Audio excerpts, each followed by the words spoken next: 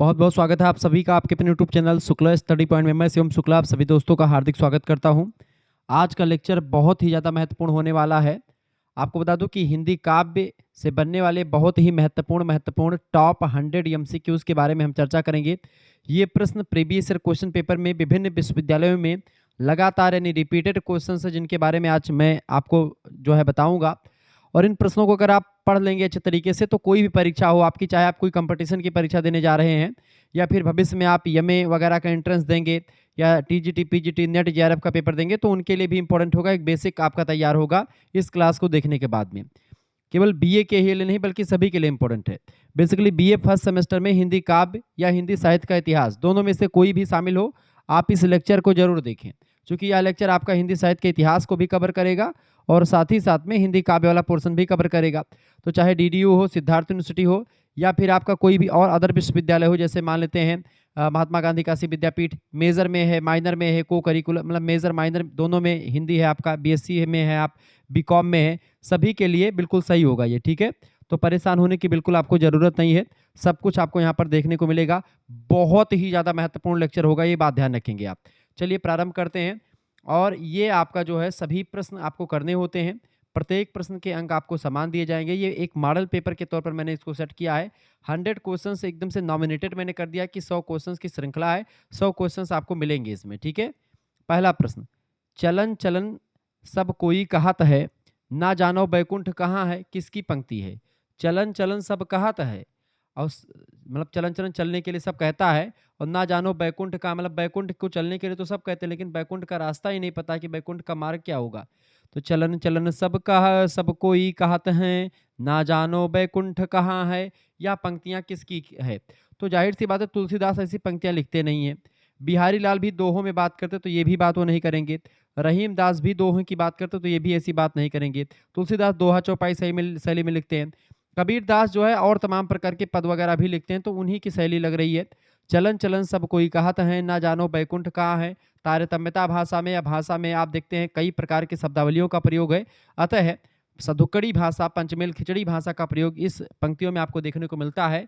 ठीक है, correct answer हो जाएगा इसका, बिल्कुल राइट आंसर हो जाएगा बेटा कबीर दास। ठीक है, ऑप्शन नंबर इसका सी करेक्ट आंसर होगा, Kabir Das is right answer, पहले का सी ऑप्शन। दूसरा प्रश्न आपकी स्क्रीन पर आ चुका है, राघव चेतन का वर्णन किस प्रेमाख्यानक ग्रंथ में किया गया है? राघव चेतन बताएं, फटाफट से आप बताने का प्रयास करेंगे। राघव चेतन का वर्णन किस प्रेमाख्यानक ग्रंथ में किया गया है? तो इसका करेक्ट आंसर क्या हो जाएगा? बिल्कुल पद्मावत नाम का जो ग्रंथ है, जिसको लिखा किसने है? मलिक मोहम्मद जायसी ने लिखा है। मलिक मोहम्मद जायसी की रचना का नाम क्या है? पद्मावत। ठीक है, ये बात ध्यान रखें। चित्रावली, मधुमालती, ये सब में नहीं किया गया है राघव चेतन का वर्णन। राघव चेतन का वर्णन पद्मावत नाम के ग्रंथ में किया गया है, जिसको मलिक मोहम्मद जायसी ने लिखा है। मलिक मोहम्मद जायसी प्रेमाख्यानक या सूफी परंपरा के प्रमुख कवियों में से एक है। पद्मावत किस भाषा में लिखा गया? परीक्षा में प्रश्न ये भी पूछा जाता है। तो पद्मावत लिखा गया बाबू अवधी भाषा में पद्मावत लिखा गया है।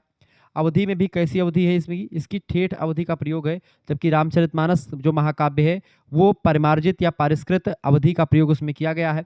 ठेठ अवधि का प्रयोग ये करते हैं। आपको बता दूं कि अवधि में ठेठ अवधि मतलब होता है एकदम गवई अवधि का प्रयोग किया गया है, जिसको एकदम से बहुत ही खड़ी अवधि या एकदम से जबरदस्त अवधि का प्रयोग आपको दिखेगा। और कौन सी शैली है पद्मावत की? मसनबी शैली का प्रयोग इन लोगों ने की। जितने भी सूफी काव्यधारा या प्रेमाख्यान काव्यधारा के कवि रहे हैं, उन्होंने मसनबी शैली का प्रयोग किया है। मसनबी शैली में 7 चौपाइयों के बाद में एक दोहा आने का प्रचलन है। तो आप पद्मावत ग्रंथ में भी देखेंगे 7 चौपाई लिखी जाएगी, उसके बाद में एक दोहा आएगा, फिर एक 7 चौपाई, फिर एक दोहा, फिर 7 चौपाई, फिर एक दोहा, इस तरीके की शैली है। जबकि रामचरितमानस में 7 चौपाई, 8 चौपाई, 10 चौपाई, 12 चौपाई, 15 चौपाई, 20 चौपाई के बाद में दोहा आ सकता है। ठीक है, लेकिन अवधि मतलब इसमें जो है ऐसा नहीं है, आपको दिखेगा। क्लियर, ये बात आप ध्यान रखेंगे। आगे बढ़ते हैं। तो इस तरीके से ये हो गया। इसके अलावा पद्मावत की अगर बात की जाए तो पद्मावत जो होता है प्रेमाख्यान काव्य परंपरा का एक क्या है? महाकाव्य। तो आपसे पूछा पद्मावत क्या है? महाकाव्य है या खंड काव्य है? तो पद्मावत एक महाकाव्य है। ठीक है, ये सब चीजें ध्यान रखेंगे। चले, अगला क्वेश्चन आ चुका है, तीसरा नंबर प्रश्न, एक बड़ा कवि और सूरमा इनमें से कौन है? एक बड़ा कवि और सूरमा कौन सा इनमें से? देखिए, मतीराम सूरमा नहीं है, रसखान भी सूरमा नहीं, रहीम भी सूरमा नहीं है। सूरमा की अगर बात की जाए, एक मिनट, एक बड़ा कवि और सूरमा इनमें से कौन है? तीसरे का करेक्ट आंसर क्या हो जाएगा? एक बड़ा कवि और सूरमा भी है इनमें से। देखिए, सूरमा की अगर बात, एक बड़ा कवि और सूरमा जो रहे हैं, महाकवि भूषण की अगर बात की जाए तो महाकवि भूषण जो हैं वो एक प्रकार से सूरमा भी रहे हैं और एक बड़े कवि भी रहे हैं। सी ऑप्शन इसका करेक्ट आंसर हो जाएगा। अगला क्वेश्चन आपकी स्क्रीन पर आ चुका है। सूरसागर की रचना किस भाषा में हुई है? सूरसागर की रचना किस भाषा में हुई है? फटाफट से आप बताने का प्रयास करेंगे। सूरसागर की रचना किस भाषा में बेटा? सूरसागर की रचना किस भाषा में हुई? फटाफट से आप बताने का प्रयास करेंगे। सूरसागर की रचना किस भाषा में हुई? कौन बताएगा? सूरसागर किसकी रचना है? बिल्कुल राइट आंसर आपका। ये जो है सूरदास जी की ही रचना है। सूरसागर, साहित्य लहरी, सूरसारावली, ये तीनों रचनाएं सूरदास जी की हैं। सबसे फेमस रचना है सूरदास जी की सूरसागर ही। ठीक है, ये लिखी गई है ब्रज भाषा में। ऑप्शन नंबर इसका ए करेक्ट आंसर हो जाएगा। ब्रज भाषा में लिखी गई है रचना, ये बात ध्यान रखेंगे। क्लियर। और ये जो है भ्रमर गीत परंपरा भी आप देखते हैं सूरसागर में आपको दिखाई पड़ेगी। ए ऑप्शन करेक्ट आंसर होगा। खास करके सूरदास जी ने इसको लिखा है। सूरदास जी को वात्सल्य सम्राट भी कहा जाता है, ये बात भी आप ध्यान रखिएगा। अगला प्रश्न 5वां नंबर, पुष्टि मार्ग का जहाज किसे कहा जाता है? पुष्टि मार्ग का जहाज भी सूरदास जी को ही कहा जाता है, ये बात आप ध्यान रखेंगे। पुष्टि मार्ग का जहाज किसको कहते हैं? सूरदास जी को कहा जाता है। क्लियर, ये बात आप ध्यान रखेंगे। सूरदास जी की बात की तो ये अष्टछाप के कवियों में सबसे प्रमुख कवि हैं। इनके गुरु जी का क्या नाम था? सूरदास जी के, सूरदास जी के गुरु जी का नाम था वल्लभाचार्य। वल्लभाचार्य जी के एक लड़के थे, उनका नाम था गोस्वामी विट्ठलनाथ। गोस्वामी विट्ठलनाथ ने ही अष्टछाप का संग्रह किया था। ठीक है, अष्टछाप का संग्रह किया था और उसी अष्टछाप के प्रमुख कवि थे सूरदास जी। आपको एक बात और बता दूं, पुष्टि मार्ग का जहाज इनको किसने कहा था? पुष्टि मार्ग का जहाज जात है, जो कुछ लेना चाहे सो ले, ये जो है अष्टछाप के प्रवर्तक विट्ठलनाथ ने ही कहा था। किसको? जो है सूरदास जी को कहा था। सूरदास जी जन्मांध थे, बचपन से ही इनको दिखता नहीं था, लेकिन इनके पदों को पढ़ेंगे, बड़ी जबरदस्त रचना है। कृष्ण भक्ति परंपरा के प्रवर्तक रहे हैं सूरदास जी और कृष्ण कवियों में सबसे श्रेष्ठ कवि इन्हीं को माना जाता है। अगला प्रश्न आ चुका है। 6ठा नंबर प्रश्न है, अति सूधो स्नेह कुमारग है, जहाँ नेक सयानप बांक नहीं, ये पंक्तियां किसकी है? बताएं। अति सूधो स्नेह कुमारग है, जहाँ प्रेम सयानो को बांक नहीं, इस पंक्तियों को कहा किसने है? बिल्कुल राइट आंसर हो जाएगा, घनानंद की रचना है ये। ठीक है, ऑप्शन नंबर इसका डी करेक्ट। ये पंक्तियां किसकी हैं? ये पंक्तियां हैं घनानंद की। घन आनंद, घनानंद की बात की जाए, आनंद घन भी कहते हैं, घनानंद भी कहते हैं इनको। ये एक प्रकार से सुजान नाम की एक प्रेमिका थी इनकी, उनसे प्रेम करते थे और जब उसने एक प्रकार से मना कर दिया साथ चलने से मोहम्मद शाह रंगीले के दरबार में, तो अपने आप की जो है ये डिसरिस्पेक्ट समझे और वहाँ से चल देते हैं। और जब ये चले जाते हैं निम्बार्क संप्रदाय में दीक्षा लेते हैं। निम्बार्क संप्रदाय में दीक्षा लेने का मतलब ये होता है कि जो है अब आजीवन शादी नहीं करेंगे, ब्रह्मचर्य का पालन किया जाएगा। तो घनानंद जो है निम्बार्क संप्रदाय में दीक्षा लेते हैं और इस तरीके से निम्बार्क संप्रदाय में दीक्षा ले करके ये, ठीक है, और आजीवन जो है ब्रह्मचर्य का पालन करते हैं। घरानंद हुआ व्यक्ति हैं और लेकिन अपनी प्रेमिका की याद में बहुत सारे ग्रंथ लिखे, जैसे कि सुजान सागर, सुजान हित, सुजान, तमाम प्रकार के सुजान पर इन्होंने रचनाएं लिखी हैं। घनानंद, इनको प्रेम का पीर का कवि भी कहा जाता है। प्रेम की पीर का कवि, ठीक है, प्रेम की पीर का कवि कहा जाता है। घनानंद आलम बोधा ये रीति मुक्त परंपरा के कवियों में रहे हैं। ठीक है, ये बात ध्यान रखेंगे। तो ये आपका करेक्ट आंसर डी होगा। 7वां प्रश्न, रामचरितमानस में कितने कांड हैं? रामचरितमानस में 7 कांड है। पहले कांड का क्या नाम है? बाल कांड। ठीक है, दूसरा कांड है अयोध्या कांड। ठीक है, तीसरा कांड कौन सा है? तीसरा कांड आपका है अरण्य कांड। ठीक है, यानी जंगल में जाते हैं, अरण्य में और जंगल में क्या मिलता है? किष्किंधा। ठीक है, तो अगला प्रश्न क्या होगा आपका? चौथा कांड होगा किष्किंधा कांड। 5वां कांड होगा सबसे अच्छा कांड कौन सा? सुंदर कांड, जिसमें हनुमान जी के बारे में बताया जाता है। ठीक है, सुंदर कांड हो जाएगा 5वां कांड। इसके बाद में 6वां कांड आपका कौन सा हो जाएगा? 6वां कांड है जिसमें खूब युद्ध होता है, जिसको युद्ध कांड भी कहते हैं, उसी को लंका कांड के नाम से जानते हैं, तो लंका कांड 6ठा कांड हो गया। और 7वां कांड आपका हो जाएगा सबसे लास्ट कांड, जो बाद में आता है, उत्तर माने बाद में, तो उत्तर माने या जो है उत्तर कांड जो आएगा वो लंका कांड के बाद आएगा। यानी 7 कांड है। कौन से? बाल कांड, अयोध्या कांड, अरण्य कांड, किष्किंधा कांड, सुंदर कांड, लंका कांड और आपका उत्तर कांड, ये 7 कांड हैं। तुलसीदास जी की रामचरितमानस जो है अवधी भाषा में लिखी गई, पारिष्कृत संस्कृत निष्ठ अवधि का प्रयोग है। ठीक है, ये बात आप ध्यान रखेंगे। 7 कांडों में बटी हुई रचना है। महाकाव्य का सबसे बड़ा, दुनिया का महाकाव्य, सबसे प्रसिद्ध महाकाव्य है। अगला प्रश्न आ चुका, सबसे बड़ा महाकाव्य नहीं लेकिन सबसे प्रसिद्ध महाकाव्य जो है रामचरितमानस ही है। और भारत सनातन धर्म में किसी भी घर में आप नहीं देखेंगे कि हर एक घर में आपको मिलेगा कि श्री रामचरितमानस की चाहे छोटी सी गुटका ही रखी हो, लेकिन कुछ ना कुछ रहता जरूर है। ठीक है, हम अपने रूम में भी रामचरितमानस रखते हैं, पढ़ते रहते हैं। ठीक है, ये बात आप ध्यान रखेंगे। आगे बढ़ते और भी चीज़ों को जानने का प्रयास करते हैं। अगला क्वेश्चन, सूर्य की भक्ति किस प्रकार की है? सूरदास की भक्ति जो है वो साख्य भाव की भक्ति है। सूरदास जी भगवान को सखा मान करके उनकी पूजा करते हैं। ठीक है, तो 8वें का बी ऑप्शन करेक्ट आंसर हो जाएगा। दास भाव की भक्ति कौन करता है? दास भाव की भक्ति है तुलसीदास जी के यहाँ। तुलसीदास जी भगवान राम को अपना दास समझते हैं। ठीक है, वो कहते हैं एक भरोसो, एक बल, एक आस विश्वास, एक राम घनश्याम ही चातक तुलसी दास। वात्सल्य का मतलब होता है जब माता अपने पुत्र को जितना प्रेम करती है उसी को वात्सल्य कहा जाता है। और इसमें माहिर है कौन? सूरदास जी, यानी सूरदास को वात्सल रस का सम्राट भी कहा जाता है, ये बात भी आप ध्यान रखेंगे। 9वां नंबर प्रश्न आपके स्क्रीन पर आ चुका है। पद्मावत की भाषा क्या है, बताएं। पद्मावत की भाषा क्या है? पद्मावत जो ग्रंथ मलिक मोहम्मद जायसी की रचना है वो अवधी भाषा में लिखी गई है। ऑप्शन नंबर इसका सी करेक्ट आंसर होगा। 10वां प्रश्न आ चुका है। सूरदास जी के प्रश्न आप देखेंगे, सूरदास जी के यहाँ पर प्रश्न आपका थोड़ा सा दिख नहीं रहा है। सूरदास जी के गुरु जी का क्या नाम था? सूरदास जी गुरु का नाम देखें। सूरदास जी गुरु जो गुरु जी का नाम था बल्लभाचार्य। 10वें का सी ऑप्शन करेक्ट आंसर होगा, बल्लभाचार्य। ठीक है। रामानंद कबीर के गुरु हैं। रामानुजाचार्य जी की बात की तो तुलसीदास के भी गुरु रहे, लेकिन नरिहर दास तुलसीदास जी के गुरु रहे हैं। विट्ठलनाथ बल्लभाचार्य के पुत्र रहे, अष्टावक्र कवियों के संग्रह किया था उन्होंने। अगला प्रश्न आपके स्क्रीन पर आ चुका है, फटाफट से आप देखने का प्रयास करेंगे। बहुत ही जबरदस्त प्रश्न आ चुका है। जायसी का संबंध किस धारा से है? मलिक मोहम्मद जायसी जो है वो सूफी काव्य धारा से हैं। ऑप्शन नंबर इसका बी करेक्ट आंसर होगा। आपसे पूछा सूरदास जी, तो सूरदास जी कृष्ण धारा से हैं, तो सूरदास किससे हैं? कृष्ण काव्य धारा से हैं। सगुण काव्य धारा की अगर बात करें, सगुण काव्य धारा में राम भक्त शाखा और कृष्ण भक्त शाखा दोनों आती है, इसमें सूरदास जी तुलसीदास जी सब शामिल है। संत काव्य धारा की अगर बात करें तो इसमें जो है कबीरदास जी का नाम आता है। अगला को कली कबीरदास, मलुकदास, ठीक है, ये सब रैदास। अगला प्रश्न, तू कहता कागद की लेखी, मैं कहता आखिन के देखी, किसका कथन है? किस कवि का कथन है? अब भाषा को आपको दिख रहा होगा, उतनी जबरदस्त भाषा नहीं कि शुद्ध शुद्ध भाषा हो। तू कहता कागद की लेखी, ठीक है, कागद की लेखी, और मैं कहता आखिन की देखी, ये बात कौन कह सकता है? आप खुद ही विचार करो। पंचमेल खिचड़ी वाला कवि और सदुक्कड़ी भाषा वाला कवि। सदुक्कड़ी माने होता साधुओं के बीच में रह करके भाषा सीखी, इसलिए सदुक्कड़ी भाषा इनको कहा गया, इनकी भाषा को। पंचमेल खिचड़ी इसलिए कहा गया क्योंकि ये जो है तमाम भाषाओं, तमाम कवियों, मतलब कि तमाम चीज़ों को अपने में शामिल कर लेते हैं। ठीक है, ये बात आप ध्यान रखते हैं।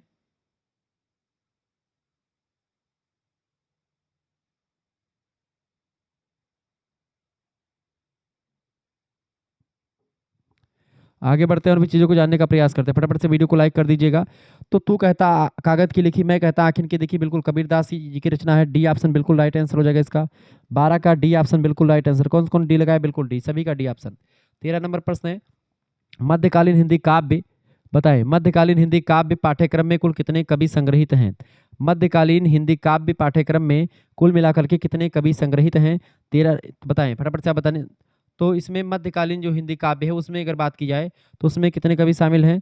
उसमें शामिल हैं जो है 6 कवि शामिल हैं। बेसिक मध्यकालीन हिंदी काव्य में आप देखेंगे 6 कवि कौन कौन से होंगे आपके। जो है 4 कवि तो यहाँ के हो जाएंगे भक्ति काल के, मध्यकाल में देखेंगे अगर तो, और 3 कवि आपके हो, मतलब कि 4 कवि हो जाएंगे इसके, और 2 कवि आपके रीतिकाल के हो जाएंगे। ठीक है, इस तरीके से आप कह सकते हैं। हालांकि ये प्रश्न उतना इंपॉर्टेंट नहीं, इसको आप छोड़ दीजिएगा। अगला प्रश्न आ चुका, किस रस को रसराज कहा जाता है? किस रस को रसराज की श्रृंखला रखी जाती है? रसराज किसको कहते हैं बेटा? रसराज की अगर बात की तो रसराज किसे कहा जाता है? तो रसराज वीर रस को, करुण रस को, श्रृंगार रस को, या भक्ति रस को। 14 नंबर का करेक्ट आंसर क्या हो जाएगा? बिल्कुल सी ऑप्शन, श्रृंगार रस को रसराज की श्रेणी में रखा जाता है। श्रृंगार के 2 भाग होते हैं, संयोग श्रृंगार और वियोग श्रृंगार। 15 नंबर क्वेश्चन आपकी स्क्रीन पर आ चुका, फटाफट से आप देखेंगे। आपके पाठ्यक्रम में द्रुत पाठ हेतु निर्धारित कवियों की संख्या कितनी है? तो ये भी आप इसको हटा दीजिए, क्वेश्चन उतना इंपॉर्टेंट नहीं है आपके लिए। ठीक है, द्रुत पाठ ये जो है पहले के उसमें आता था, अब नहीं आता। अगला क्वेश्चन आ चुका है, वीर रस का स्थायी भाव क्या है? वीर रस का स्थायी भाव क्या? 16 में करेक्ट आंसर क्या होगा? वीर रस का स्थायी भाव क्या है बेटा? बिल्कुल उत्साह जो है, उत्साह वीर रस का स्थायी भाव है। अगला क्वेश्चन आपके स्क्रीन पर आ चुका है, फटाफट से आप देखने का प्रयास करेंगे। सभी लोग देखिएगा, बहुत ही जबरदस्त जो है प्रश्न आपके स्क्रीन पर क्या आ चुका है। आचार्यों की छाप लगी हुई 8 वीणाएं श्री कृष्ण की प्रेम लीला कीर्तन करने उठी, उनमें सबसे ऊंची सुरीली और मधुर झंकार अंध कवि सूरदास की वीणा की थी। किस कवि ने इस कथन को कहा था? किस आचार्य ने कहा था? इसका बिल्कुल राइट आंसर होगा 17 का ए ऑप्शन। आचार्य शुक्ल जी ने कथन कहा कि आचार्यों की छाप लगी हुई 8 वीणाएं श्री कृष्ण की प्रेम लीला कीर्तन करने को उठी। अष्ट छाप के कवियों की बात हुई, जिनमें सबसे ऊंची सुरीली और मधुर झंकार अंध कवि सूरदास की वीणा की थी, वो आचार्य शुक्ल जी कहते हैं। ऑप्शन नंबर इसका ए करेक्ट आंसर होगा। अगला प्रश्न 18 नंबर, उद्धव को ब्रज में भेजने के पीछे कृष्ण भगवान का क्या उद्देश्य था? उद्धव को ब्रज में भेजने के पीछे श्री कृष्ण भगवान का उद्देश्य था क्या बेटा? उद्धव के ज्ञान गर्भ को चूर करना। उद्धव बहुत ज्ञानी बनते थे, भगवान श्री कृष्ण से ही ज्ञान जो है बैठ करके बताया करते थे, अपने ज्ञान का इनको घमंड हो चुका था। तो उसको ज्ञान को चूर करने के लिए जो गोपियाँ बिल्कुल पढ़ी लिखी नहीं वो जाती हैं। जब इनके पास उद्धव आते हैं, उद्धव को इतना ज़्यादा लज्जित होना पड़ता है अपने ज्ञान के चक्कर में। गोपियाँ कहती हैं कि तू जो है ये ज्ञान और गुण की जो है यहाँ पर गठरी लाद करके यहाँ पर गोकुल में बेचने आया है, ब्रज में बेचने आया है। ये यहाँ पर नहीं बिकई हैं, ठीक है। ये कहते हैं कि जो है ये उद्धव यहाँ से उद्धव मोहि ब्रज बिसरत नाही, कृष्ण भगवान से क्यों नहीं बताया? ब्रज में श्री कृष्ण भगवान की जब साक्षात मूर्ति है, भगवान श्री कृष्ण हमको साक्षात दिखते हैं, तो क्या जरूरत है छकड़ी मतलब कि बकरी रखने की, जब कामधेनु हमारे पास है। ऐसे उदाहरणों के माध्यम से उद्धव को लज्जित कर देती। उद्धव के जो निर्गुण ज्ञानाश्रयी के प्रवर्तक मतलब उद्धव रहते हैं, उनको कहीं ना कहीं पे पीछे हटना पड़ता है और वो हाथ जोड़ लेते हैं गोपियों के सामने। जो है उनका ज्ञान जो है धरा का धरा रह जाता है और प्रेम यहाँ पर विजय हो जाता है, यानी कि प्रेम की विजय और ज्ञान की हार होती है। अगला प्रश्न है, अखरावट के रचनाकार का नाम बताइए। अखरावट, पद्मावत, इन सभी को लिखा है मलिक मोहम्मद जायसी ने। डी ऑप्शन करेक्ट आंसर होगा 19 का। नेक्स्ट क्वेश्चन आप देखेंगे, कबीर को बाणी का डिक्टेटर किसने कहा? फटाफट से आप बताने का प्रयास करेंगे। कबीर को बाणी का डिक्टेटर, बिल्कुल कबीर को बाणी का डिक्टेटर कहने वाले जो विद्वान हैं, आचार्य हजारी प्रसाद द्विवेदी ने बड़ा काम किया उन पर, ठीक है। आचार्य हजारी प्रसाद द्विवेदी जी ने बड़ा काम किया, बहुत ज़्यादा एक प्रकार से रिसर्च करी है कबीर के बारे में। जबकि कबीर को उतना ज़्यादा जो है उतने ज़्यादा तरीके से नहीं लिखते। कबीर की बाणी को जो है पंचमेल खिचड़ी या सधोकड़ी भाषा आचार्य शुक्ला जी ने कहा। कबीर के बारे में रामचंद्र शुक्ला जी ने उतना काम नहीं किया, उनको कवि की श्रेणी में न रख करके एक संत कवि की श्रेणी में रखते हैं, ठीक है। ये बात आप ध्यान रखते हैं। आगे बढ़िएगा, अगला क्वेश्चन आपके स्क्रीन पर आ चुका है, फटाफट से आप देखेंगे। 21 नंबर क्वेश्चन से, बिरह हस्त तन सालय घाय करे चितचूर, किस कवि की पंक्ति है? बिरह हस्त तन सालय घाय करे चितचूर, ये किस कवि की पंक्ति है? 21 नंबर का करेक्ट आंसर क्या हो जाएगा? बिल्कुल 21 नंबर का राइट आंसर हो जाएगा आपका ए ऑप्शन, जायसी की कथन है, ठीक है। अगला क्वेश्चन से, हिंदी साहित्य के इतिहास को कितने कालों में बांटा गया है? 4 कालों में बांटा गया है। आदिकाल, जिसको रामचंद्र शुक्ल जी ने वीर गाथा काल कहा, ठीक है। इसके बाद में आता है पूर्व मध्यकाल, जिसको भक्ति काल कहते हैं। उसके बाद में आता है उत्तर मध्यकाल, जिसको आप रीतिकाल कहते हैं। और उसके बाद में आता है आधुनिक काल, जिसको आप गद्य काल के नाम से जानते हैं। तो 4 कालखंड, सी ऑप्शन इसका राइट आंसर हो जाएगा, बिल्कुल 22 का सी ऑप्शन लगा दीजिएगा। अगला प्रश्न 23 नंबर, इनमें से किस रचना का संबंध तुलसीदास जी से है? बताएं, इनमें से किस रचना का संबंध तुलसीदास जी से है? तो राम की शक्ति पूजा निराला की रचना है, ठीक है, ये नहीं होगा।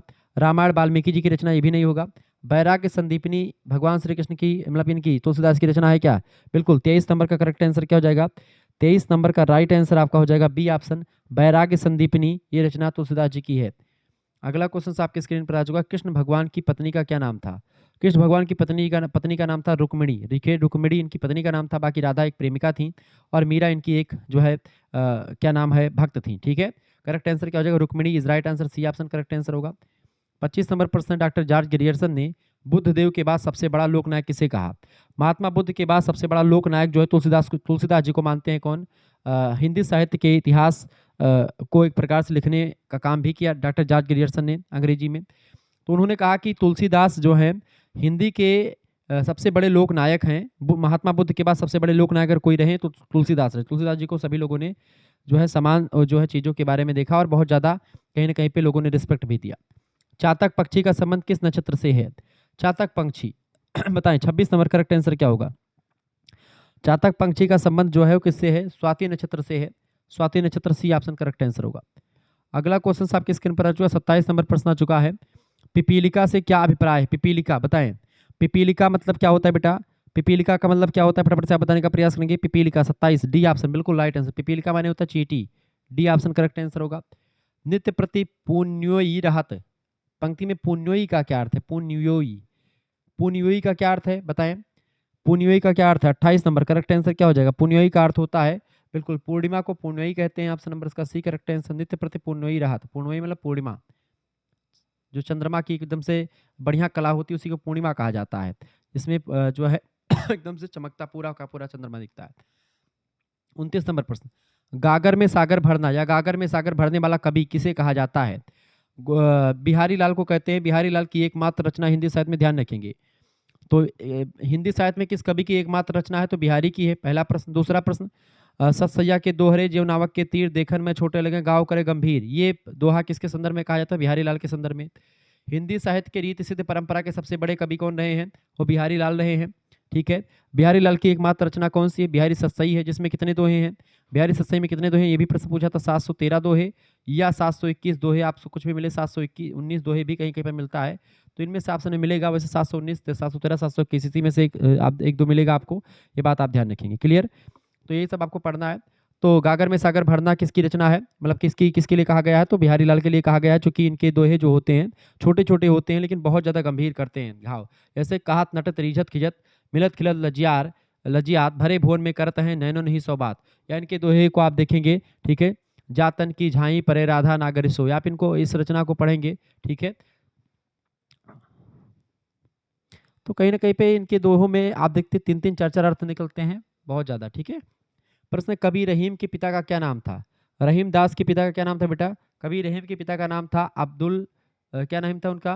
बैरम खान। बैरम खान नाम था। बैरम खान जो थे अकबर के संरक्षक थे, अकबर के प्रधानमंत्री हुआ करते थे बैरम खान, ये बात आप ध्यान रखेंगे। और बैरम खान की अगर बात की तो बैरम खान किसके थे? अब्दुल रहीम खान खाना के पिताजी थे। अब्दुल रहीम खान खाना जो है ये एक प्रकार से क्या है, एक कवि रहे हैं, तुलसीदास जी के घनिष्ठ मित्र भी रहे हैं। तुलसीदास जी से एक बार कहा रहीमदास जी ने कि आप जो है अकबर के यहाँ पर चले आए, अकबर के यहाँ पर रहिए। तो तुलसीदास जी ने क्या कहा? तुलसीदास जी ने कहा कि भाई देखें, उन्होंने तभी ये दोहा कहा था कि एक भरोसो एक बल एक आस विश्वास, एक राम घनश्याम हित चातक तुलसीदास। मैं भगवान राम को ही सब कुछ मानता हूँ, उनके अलावा मैं किसी को कुछ नहीं मानता हूँ, चाहे वो बादशाह हो, चाहे वो कोई भी हो, राजा महाराजा कुछ भी हो। मेरे लिए सब जो है इस व्यक्ति सारे समान हैं। मेरे लिए वही परम सत्ता भगवान श्री राम हैं, उन्हीं की मैं पूजा करूंगा, उनके सिवाय मैं कहीं पर नहीं जाऊंगा। बहुत बड़ा ऑफर दिया था रहीमदास जी ने, लेकिन तो रहीमदास जी ने बहुत ज़्यादा रिक्वेस्ट की उसके बाद में, कहा कि अच्छा जब आप नहीं लिखते हैं तो आप ब्रज भाषा में कुछ लिख डालिए प्रभु। तो तुलसीदास जी ने कहा बिल्कुल ठीक है, हम जो है आपकी बात को स्वीकार करेंगे।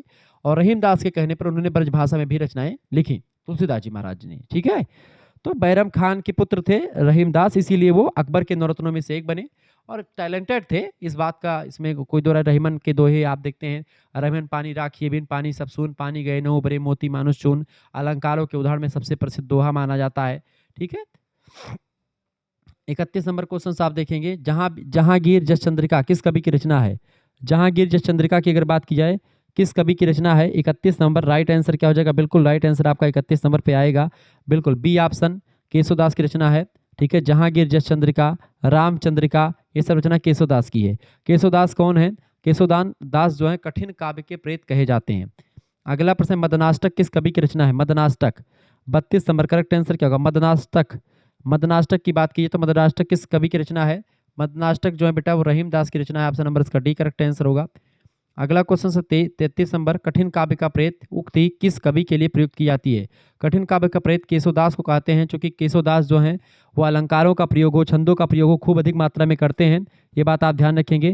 तो इसीलिए इनको कठिन काव्य का प्रेत भी कहा जाता है, ये बात आप ध्यान रखें, कठिन काव्य का प्रेत कहा जाता है, क्योंकि इनकी रचना जो है रामचंद्रिका केशवदास की, उसको छंदों का अजायब घर भी कहा जाता है। छंदों का अजायब घर किस रचना को कहते हैं? छंदों का अजायब घर कहा जाता है किसको? छंदों का अजायब घर कहा जाता है बेटा किसको?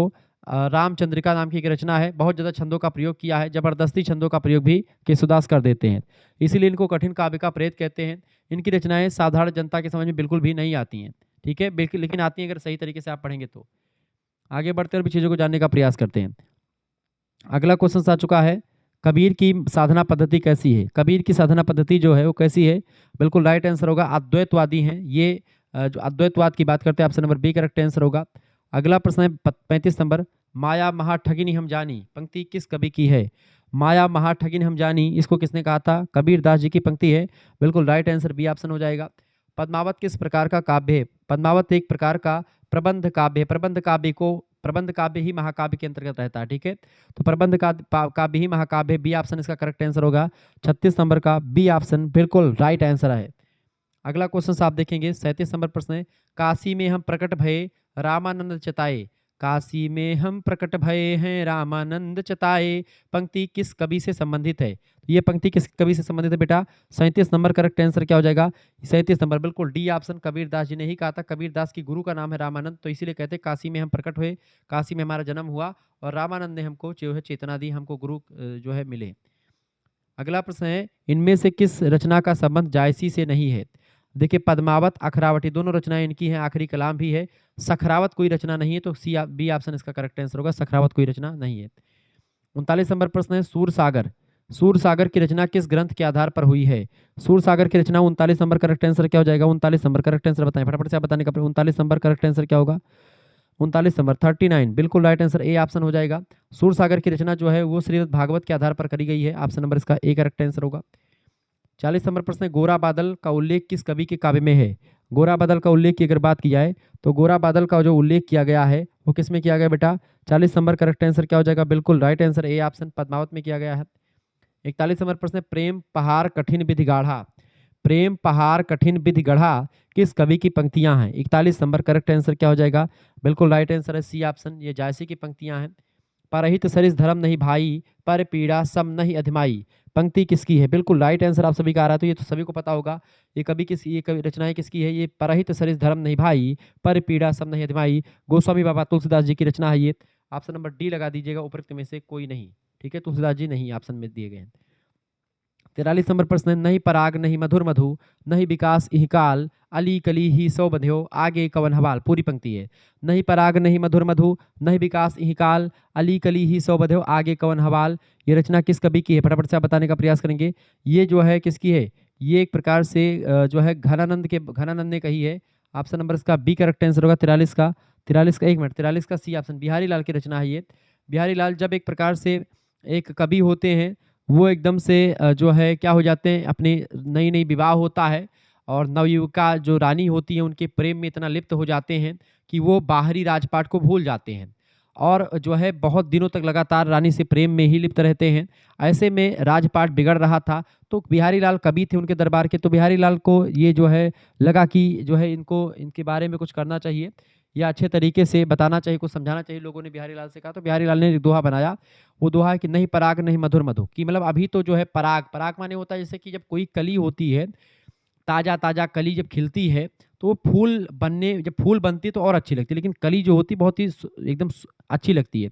तो नई नई अभी स्त्री है, अभी ज़्यादा उसकी मतलब पूर्ण यौवन अवस्था में अभी स्त्री नहीं आई है, रानी नहीं आई जिनके साथ शादी हुई थी, वो पूर्ण युवावस्था में अभी नहीं आई, पूर्ण यौवन उनके शरीर पर अभी नहीं चढ़ा है।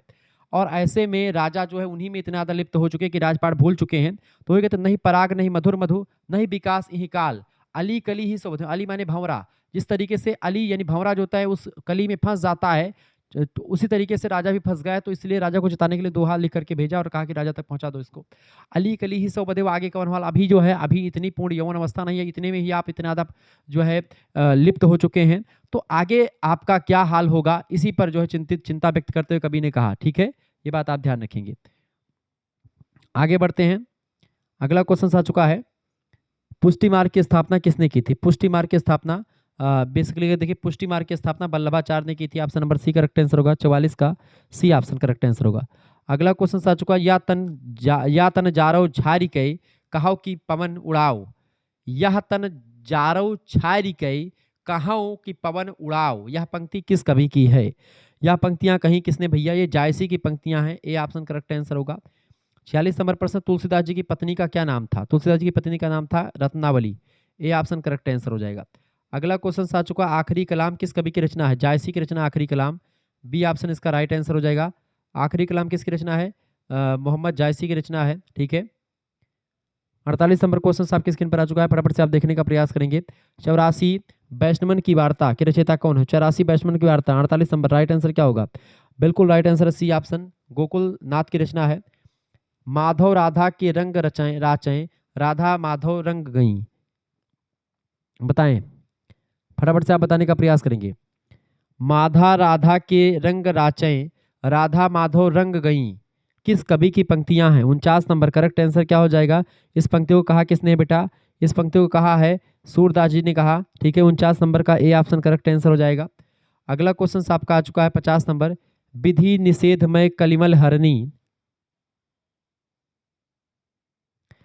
विधि निषेधमय कलिमल हरणी, कर्म कथा रविनंदन बरनी, चौपाई में रविनंदनी का क्या अभिप्राय है? विधि निषेधमय कलिमल हरणी, कर्म कथा रविनंदनी बरनी। रविनंदनी, रविनंदन माने क्या होता है? 50 नंबर करेक्ट आंसर क्या होगा? रविनंदन माने होता है यमुना नदी। यमुना नदी रवि, रवि माने होता है भगवान सूर्य, तो उनकी नंदनी, तो रवि नंदनी, ठीक है, यमुना नदी के बारे में कहा गया। ऑप्शन नंबर इसका सी करेक्ट आंसर होगा। 51 नंबर प्रश्न है, हम न मरे मरिहे संसारा, हम न मरे मरिहे संसारा, इस पंक्ति को किस कवि ने लिखा है? 51 नंबर करेक्ट आंसर क्या हो जाएगा? इस पंक्ति को किसने लिखा है? बिल्कुल कबीरदास जी ने, हम न मरे मरहि संसारा, कबीरदास कहते हैं, बी ऑप्शन। राजकुमारी पद्मावती कहाँ की रानी है? सिंघल द्वीप की रानी है ये। कहाँ की रानी बेटा? 52 नंबर करेक्ट आंसर क्या हो जाएगा? बिल्कुल बी ऑप्शन, सिंघल द्वीप की रानी है ये। जो अगला क्वेश्चन आ चुका है, सुजान का संबंध किस कवि से है? सुजान घनानंद की प्रेमिका का नाम है। Option number C correct answer हो जाएगा। 54 नंबर प्रश्न, बीभत्स रस का अस्थायी भाव क्या होता है? बीभत्स रस का अस्थायी भाव होता है जुगुप्सा, ठीक है। इसके अलावा शोक रस का अस्थायी भाव होता है करुणा, ठीक है। करुणा रस का अस्थायी भाव होता है शोक, शोक नामक अस्थायी भाव, ठीक है, ध्यान रखेंगे। अगला क्वेश्चन आ चुका 55 नंबर, 55 नंबर क्वेश्चन आपके स्क्रीन पर आ चुका, फटाफट से आप देखेंगे। मेरो मन अनत कहाँ सुख पावे, और उड़ जहाज के पंछी फिर उड़ जहाज पर आवे, उड़ जहाज के पंछी फिर उड़ जहाज पर आवे। जैसे मान लेते हैं एक समुद्र है, उसमें एक जहाज बड़ा सा उड़ रहा है, तो उस पर कोई पंछी बैठा हुआ है, तो वो एक प्रकार से बहुत तिनमिना रहा है उड़ने के लिए कि हम उड़ जाएंगे, अलग चले जाएंगे। लेकिन समुद्र बहुत बड़ा होता है, तो उसके पंख जो है, उसकी जो है हाफ फूल करके वो जा करके हाफ हाफ करके फिर से जाकर के उसी जहाज पर चलाएगा, क्योंकि पूरे समुद्र में कहीं पे बैठने की उसको जगह नहीं मिलेगी। तो जिस तरीके से घनानंद कहते हैं, मेरो मन अनंत कहाँ सुख पावे, जैसे उड़ जहाज को पंछी फिर जहाज पे आवे, ठीक है। तो करेक्ट आंसर 55 नंबर का क्या हो जाएगा? 55 नंबर का राइट आंसर हो जाएगा सी ऑप्शन। इसको कहा था कबीरदास ने, ठीक है। ऐसे सूरदास गुरु के पास या भगवान के लिए ऐसा। अगला क्वेश्चन आपके स्क्रीन पर आ चुका है, फटाफट से आप देखेंगे। प्रश्न आ चुका है 56 नंबर, घनानंद का संबंध किस काव्यधारा से है? घनानंद का संबंध किस काव्यधारा से? 56 नंबर राइट आंसर क्या हो जाएगा? फटाफट से आप बताएंगे।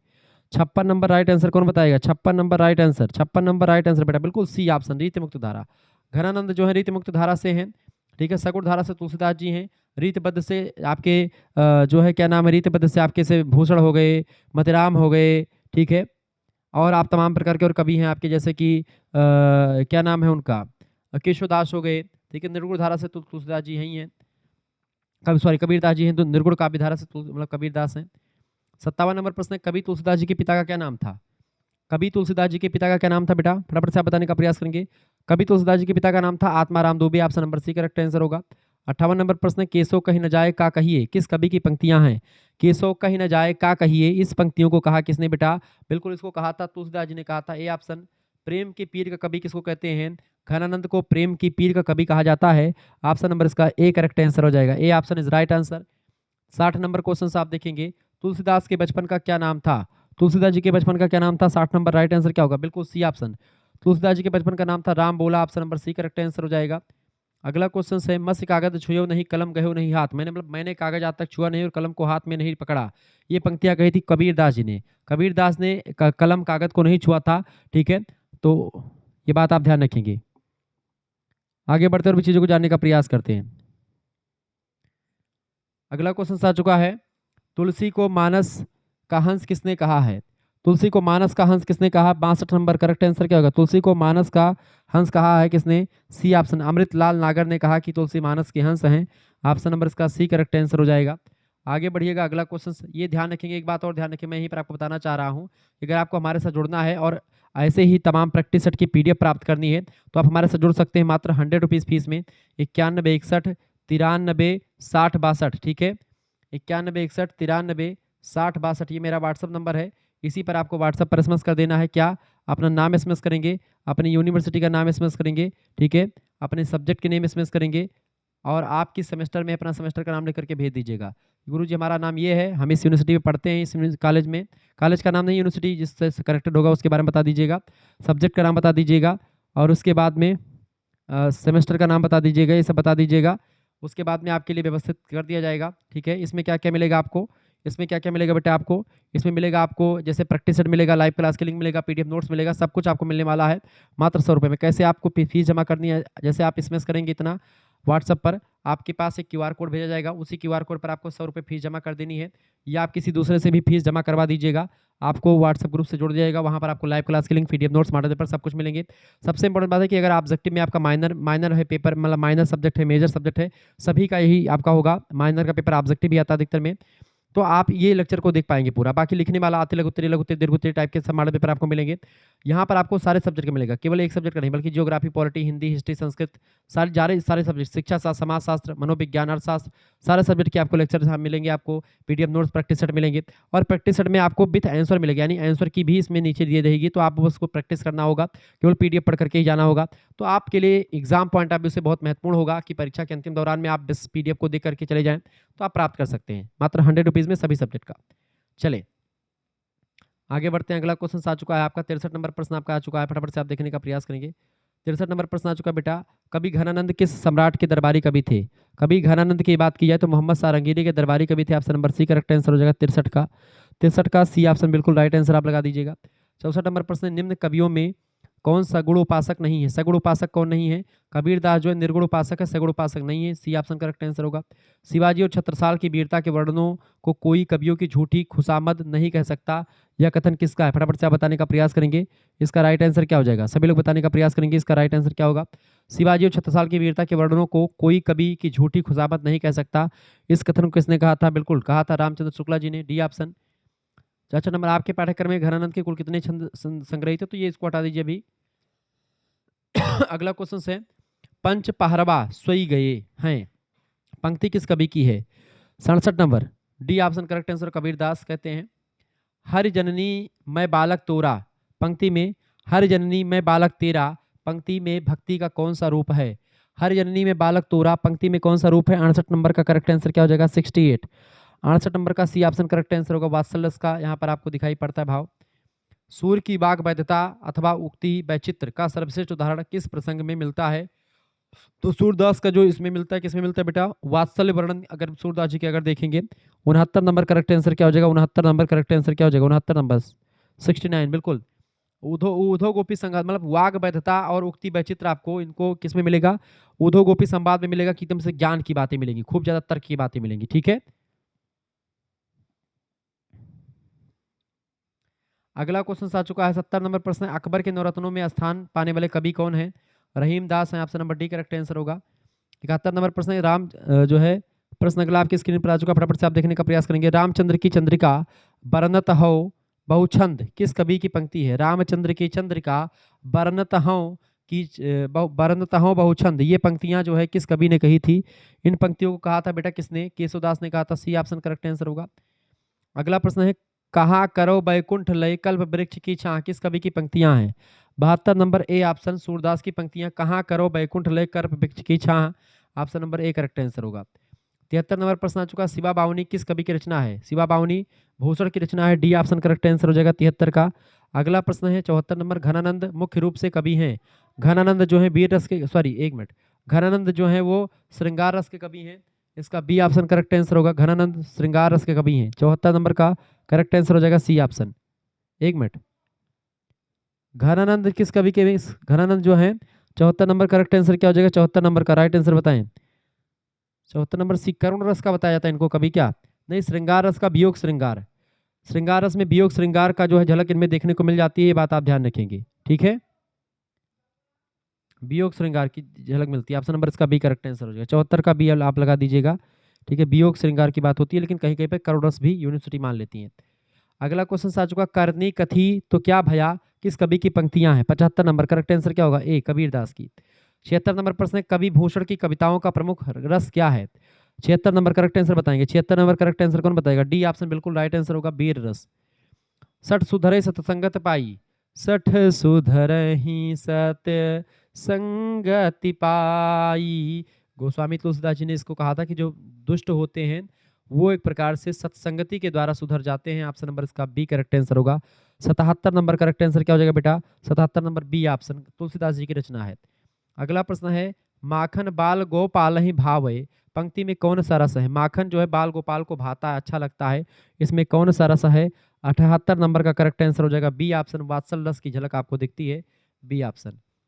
79 नंबर क्वेश्चन आ चुका है, रामचंद्रिका किस कवि की रचना है? रामचंद्रिका केशवदास की रचना है, option number B correct answer होगा।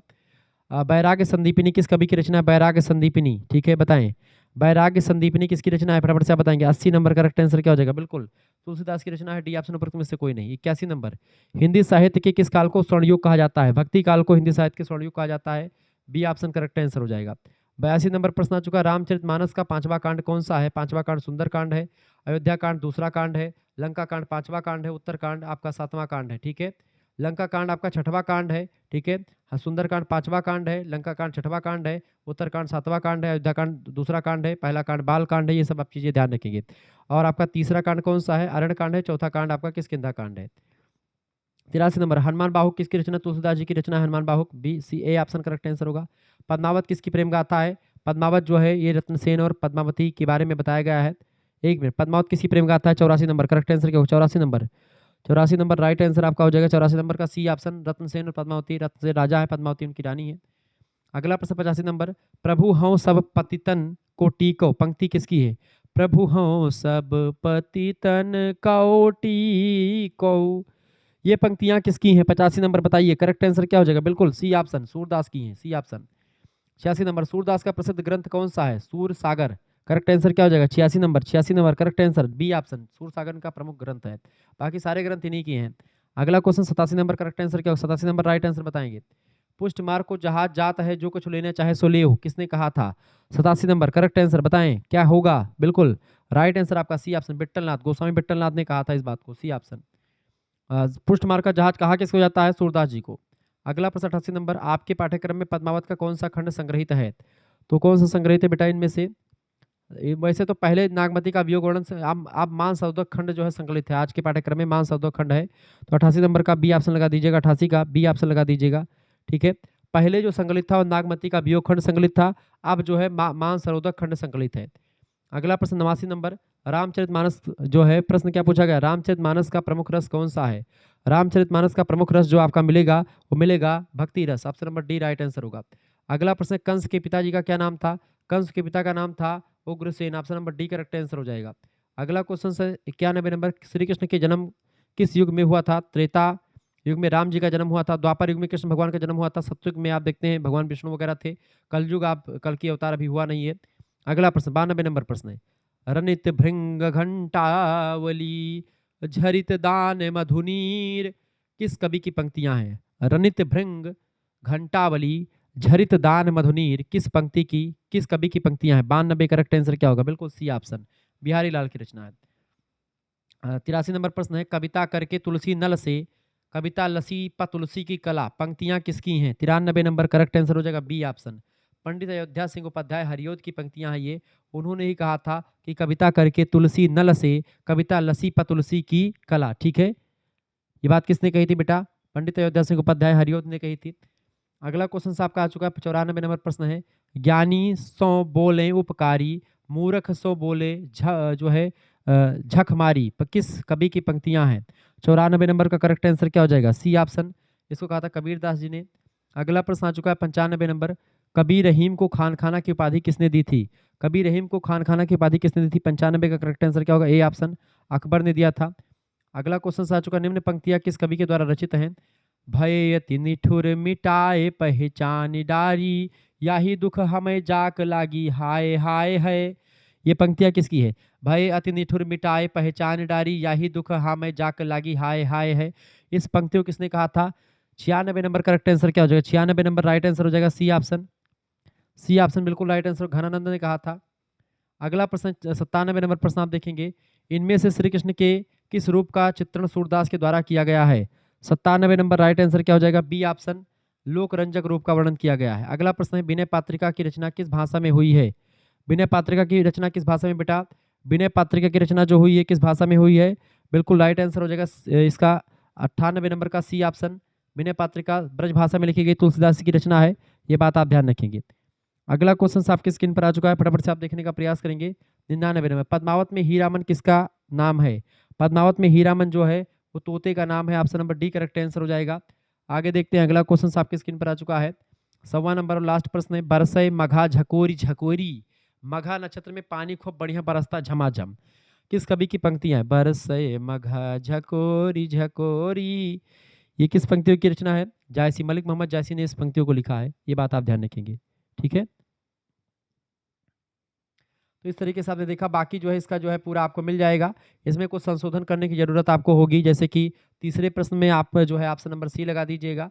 ठीक है, इसके अलावा आप 74 नंबर में बी लगा दीजिएगा, 74 नंबर में सी नहीं होगा, बी लगा दीजिएगा और लास्ट में भी आप जो है यहाँ पर 88 नंबर में बी लगा दीजिएगा, ये बात आप ध्यान रखेंगे। तो ये थोड़ा-सा आप चेंजेस कर लीजिए, बाकी सब बिल्कुल आपका सही करेक्ट आंसर यही सब होगा। तो मिलते हैं फिर नेक्स्ट वीडियो में, तब तक के लिए जय हिंद, जय भारत। आप सभी का बहुत-बहुत धन्यवाद। हमारे साथ जुड़ने के लिए इसी प्रकार से अपना प्यार और दुलार हमेशा बनाए रखेंगे। वीडियो को लाइक कर दीजिएगा, चैनल पर नए हैं तो सब्सक्राइब कर दीजिएगा।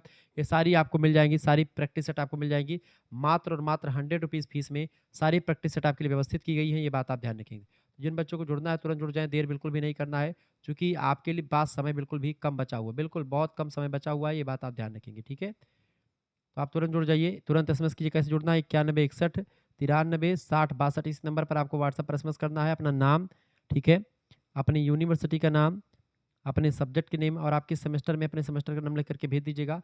मात्र और मात्र ₹100 फीस में, ₹100 फीस में आपके लिए पूरी व्यवस्था कर दीजिएगा। आपके पास एक क्यूआर कोड भेजेंगे, उसी क्यूआर कोड पर आपका ₹100 भेजना है।